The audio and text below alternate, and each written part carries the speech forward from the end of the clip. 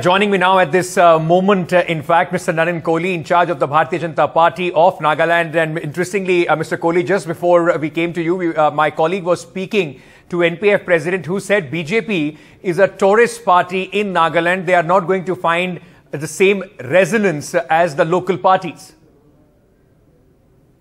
As an advocate who practices in the courts, I'll just say that Article 19 of the Constitution gives anyone the right of freedom of expression and speech. That is his point of view. The BJP has had presence for decades now, and we have been in government for the last 5 years. So to call us or indicate that the BJP is a tourist is a rather democratic point of view, and someone's entitled to it. I won't agree with it at all. Mr. Kohli, as the election in Nagaland now has been completed, it's come to an end. I want to ask you, sir, how do you see the situation as far as Nagaland is concerned? Though the president of the NPF has said that you might be a tourist party, but is there still, because Nagaland is unique, there is no opposition at this moment as far as the state is concerned. You are fighting the election with the NDPP. Are you still open if the need arises to get NPF also on board? This needs to be answered on multiple fronts, Ankit. The argument of a tourist political party actually was one of the campaign arguments that we have raised consistently throughout the election, with reference to the NCP, LJP, others who came just for the election, gave their symbol for people to contest. I think to apply it back to the BJP, I don't agree with that. One. Two, given the focus of Prime Minister Modi's government on development, and particularly under the Act East policy for the entire Northeast, a lot of work has happened over the last 8.5 years. We must bear in mind that earlier, as Prime Minister Modi said in Shillong, the total amount of money for infrastructure to the entire Northeast was of less than 2 lakh crores in the time leading up to Prime Minister Modi. And in the last 8.5 years, it's 7 lakh crores. It's a huge focus on development. And that focus of development has also brought fruit in Nagaland under Chief Minister Rio's leadership. We are in a coalition government. 40 seats they contested last time, we contested 20. We are continuing with the same formula. Okay. We won 12 MLAs last time, and we are hoping we get more than 12 MLAs this time. The question that there may be the need for, any kind of outside support or otherwise, it's a hypothetical question because no party other than the NDPP BJP alliance has even attempted to contest 30 seats, which is the halfway mark. True. They're all less than, they're about 20 odd seats or less. So therefore, it's an admission by them also. They understand that critically, they are not in government formation positions. Does that make your job as the Prabhari for Nagaland easy, Mr. Kohli? Are you more relaxed? Is that the reason? Well, Ankit, I'll be honest with you. The role of a Prabhari in non-election time is to act as a bridge and work for the organization in the state and ensure that you are keeping a good sync with the center and ensuring our policies, etc. there. I think the Prabhari is only the first among other Karyakartas. And an election is a huge team effort. Huge team effort, starting from the booth to the mandal to the district and to the state and then the national. I mean, for us, the high point of this election was finally, we've started with our JP Naddaji, our national president, who came, started a joint rally, released the vision manifesto. Then Home Minister Amit Shah. He's the first Home Minister in the history of India to come to Eastern Nagaland and spend the night there. Right. It's huge. He had 2 fantastic rallies on 2 consecutive days in Eastern Nagaland. And the high point was Prime Minister Modi. Right. We request him, and he always, is kind enough to oblige different states during elections. And his rally in Dimapur, the visuals speak for themselves. Okay.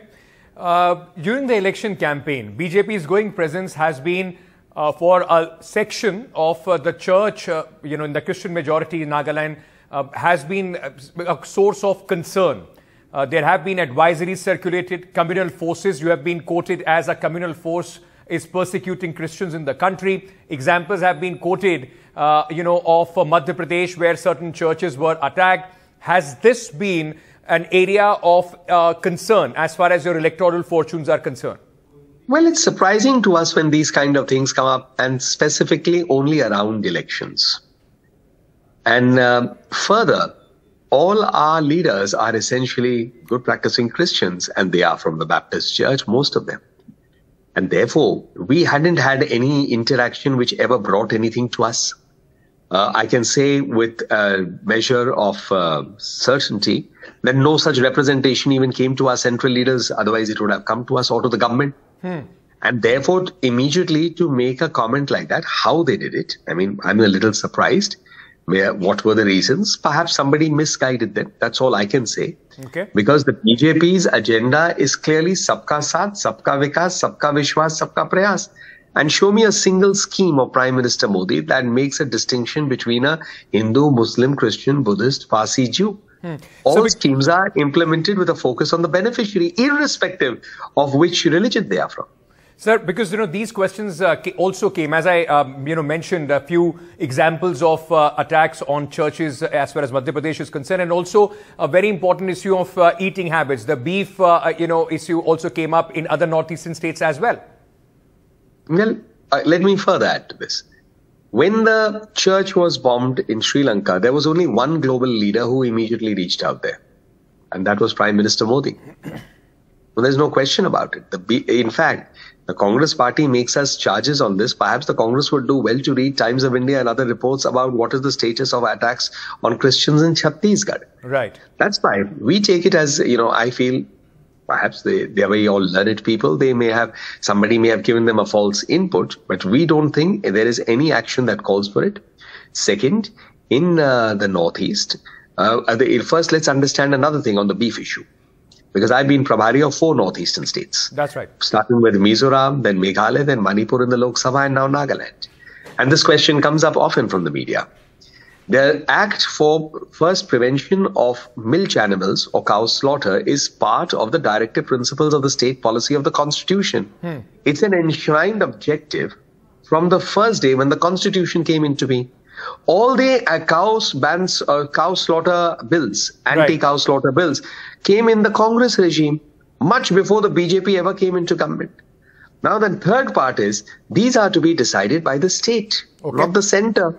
In terms of eating habits, in the Northeast and in other parts of India, there are people who do consume different kinds of meats. Right. Like pork is eaten a lot in the Northeast, but Muslims don't eat pork. Basically, they have religious reasons. Hindus don't eat beef. And same is that some places they eat beef. Right. This is for states to do. When has the BJP ever imposed anything like that on a state? Okay. I want to very quickly ask you one more question as far as Nagaland is concerned. With several, BJP leaders, and if you would remember, sir, in 2018, the election was fought on promise of election for solution, for permanent peace as far as Nagaland is concerned. Now, your rivals are accusing the alliance government of NDPP and BJP of making false promises. They are saying that they are still waiting for the final solution of the Naga political problem. This was primarily raised by the Congress party, which has the unique distinction of saying it's a national party, but it was only notionally present in Nagaland. Their presence was limited to press conferences in Dimapur, raising allegations and disinformation, and across the nation even abused. The fact of the matter is, in my 3 years of being a Prabhari in Nagaland, I don't recall seeing a Congress flag anywhere in the last 3 years, seen anywhere that the Congress party ever campaigned or did a program. Or in these elections, I have not seen their candidates on the streets. I have not seen anything. So, I mean, they have been, that's why I said, notionally present. But and are they, we of course, moving towards a more permanent solution as far as the Naga insurgency or the problem is concerned? I'm coming to that. I was answering that, but I must point out who these adversaries, political adversaries are, and what is their so-called credibility on the issue. Next is that our slogan of the BJP was peace and development. These are the two focus points of our vision for Nagaland. The peace talks have progressed. And they progressed to a degree that in the last 5 years, tell us, has there been a Band, a Hartal, has there been the killings of the earlier times? Much has been achieved. Right. So for someone to turn down, ignore all this, to score a political point without a political basis, well, I think they need to be more answerable than us. Okay. In the end, sir, before I let you go, you are also, the spokesperson of the Bharatiya Janata Party, a senior leader. There is a development which is taking place in the national capital as well. Manish Sisodia, the Deputy Chief Minister, has been arrested by the CBI, which is being termed by the Aam Aadmi Party as the dirty tricks or the dirty politics of the BJP. How do you respond to that, sir? So let's again go back to the fundamentals. It's a complaint. It's an investigation. There was an old policy, excise policy, that was thrown into the dustbin by the Aam Aadmi Party and primarily by Mr. Manish Sisodia, who led this entire exercise of excise change. And a new policy was brought allegedly for the benefit of Delhi and for the benefit of the government in terms of the exchequer.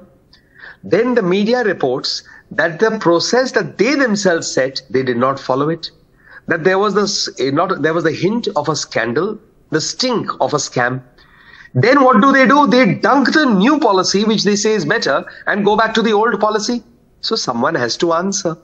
And what I've read in the media, if the agency finds evasive answers, saying I am the son of Bhagat Singh, or I am like Bhagat Singh, or I am fighting this cause, or it's a black day, or a white day, or a green day, or a blue day, does not answer the question.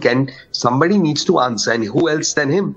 Then why was the policy changed? Why were decisions that were taken not adhered to? Why were people given benefits to? So these are the answers they have to give. Otherwise, that's how agencies go for custodial interrogation.